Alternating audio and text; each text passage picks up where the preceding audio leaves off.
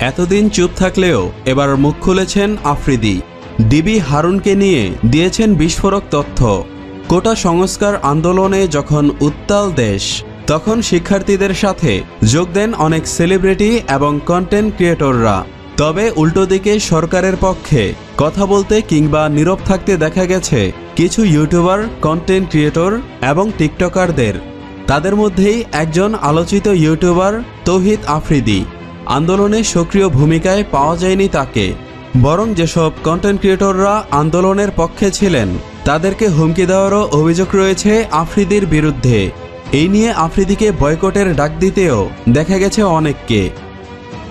বৈষম্য বিরোধী আন্দোলন থেকে শিক্ষার্থীরা যখন সরকার পতনের এক দফা দাবিতে সোচ্চার হয়ে উঠেছিল, তাদের রক্তে রাজপথ রঞ্জিত হচ্ছিল, তখন আফ্রিদির নেতৃত্বে একদল কন্টেন্ট ক্রিয়েটর এবং কিছু টিকটকাররা হাত মিলিয়েছিলেন শেখ হাসিনার সঙ্গে।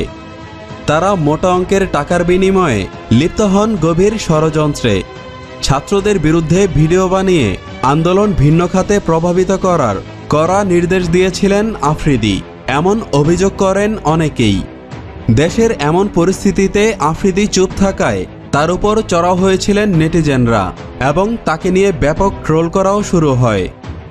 অবশেষে দীর্ঘ 1 মাস পর আন্দোলনে নীরব থাকার কারণ তুলে ধরেন আফ্রিদি। 10 সেপ্টেম্বর তার ভেরিফাইড ফেসবুকে একটি দীর্ঘ স্ট্যাটাস দেন, যদিও কিছুক্ষণ পর সেটি ডিলিট করে দেন।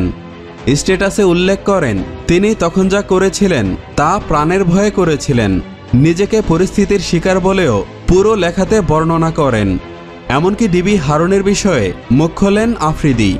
তৌহিদ আফ্রিদির সেই পোস্টে বলেন, আসলে আমার সাথে ঘটে যাওয়া ঘটনাগুলো নিয়ে আমি কখনোই কিছু বলতে চাইনি, কারণ আমি কিছু বলতে গেলে সেখানে আরও অনেকের নাম যুক্ত হবে।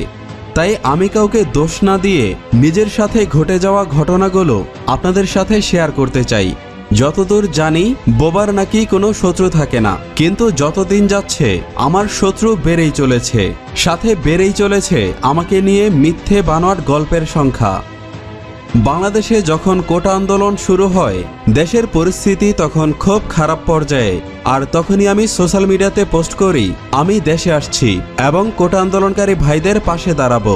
এই স্ট্যাটাস দেওয়ার পর আমি তেমন কোনো সমস্যার সম্মুখীন হইনি, কিন্তু আমি যখন শহীদ আবু সাইদ ভাইয়ের ছবি আমার সকল আইডিতে পোস্ট করি, কিছুক্ষণ পরেই আমাকে ন্যাশনাল টেলিকমিউনিকেশন মনিটরিং সেন্টার থেকে জিয়াউল আহসান কল দিয়ে বলে, তোমাকে একটা জিনিস জানাতে চাই, তুমি যে রাষ্ট্রবিরোধী পোস্টগুলো দিয়েছ এগুলো এক্ষুনি তোমাকে সরাতে হবে, তোমার সাথে আর কে কে যুক্ত এগুলোতে।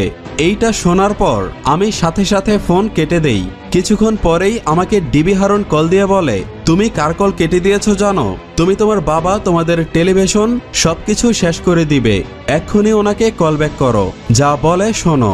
তারপর আমি ভয়ে স্ট্যাটাস ডিলিট করে দেই। আমার এখনো মনে আছে আমি সেদিন ভয়ে আমার পরিচিত কারোরই ফোন ধরিনি, কিন্তু ডিবি হারুন আমাকে ফোন দিয়েই যাচ্ছিল। পরদিন ডিবি হারুন আমাকে আবারও ফোন দেয়, বলে তোমার নামে ওয়ারেন্ট বের হয়েছে, দেশে আসলেই কিন্তু তুমি এয়ারপোর্ট থেকে গ্রেফতার হবা। তখন আমি বলি, চাচা আমি তো স্ট্যাটাস ডিলিট করে দিয়েছি।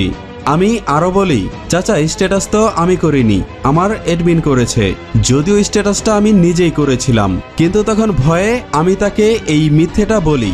আফ্রিদি বলেন ওই সময় সে যা করেছে হারুনের হুমকি এবং নির্দেশে।